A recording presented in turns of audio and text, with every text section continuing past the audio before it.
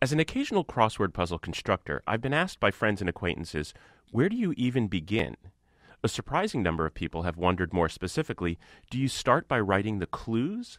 It's kind of a crazy question, and to illustrate why, I'll show you how, in fact, a puzzle is made. A standard newspaper-style daily crossword is 15 squares by 15 squares. Some of the squares are white, those are the ones you fill in, and some are black. The pattern that the black squares form is symmetrical, but it's not left-right symmetry, and it's not top-bottom symmetry. It's also not diagonal symmetry. What else is there? It's what's called rotational symmetry. In other words, if you rotate the grid 180 degrees, the pattern of the black squares will appear exactly the same.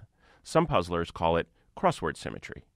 Now, most crosswords have what's referred to as a theme, 3 or 4 or 5 answers, often the longest answers in the puzzle, that are somehow related.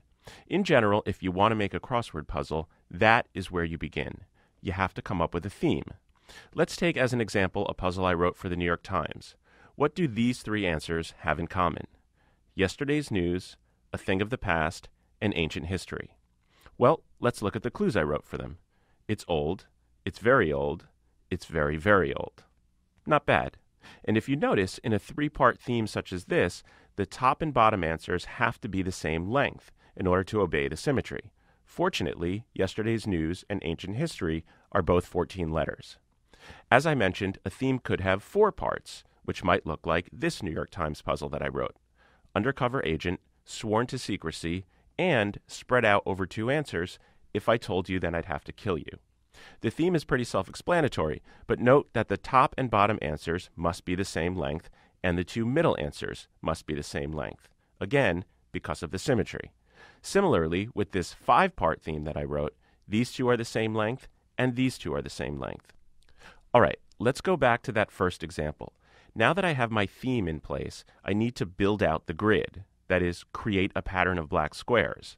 You could choose any pattern you want as long as you observe one written rule, all answers must be at least 3 letters long, and one unwritten rule. It's considered inelegant to use too many black squares. Here's the pattern I chose. Rotational symmetry dictates that if I put a black square 4 rows from the top and 1 column from the left, then I have to put a black square 4 rows from the bottom and 1 column from the right. Again, the result is that if you rotate the grid 180 degrees, it looks the same, only the letters are now upside down. So let's rotate it back. Perfect. There are 3 things left to do. First, fill in the rest of the grid with words, like this. Next, put consecutive numbers in all squares that begin a word. And finally, write the clues. It should be obvious now why writing the clues first makes no sense. You wouldn't even know what you're writing the clues for. It would be like mapping out directions before you have a destination. So, come up with a theme, create the grid, fill in the grid, and write the clues. The hardest part is coming up with a theme. It's got to be interesting, it's got to be novel, and it's got to work with rotational symmetry. Good luck.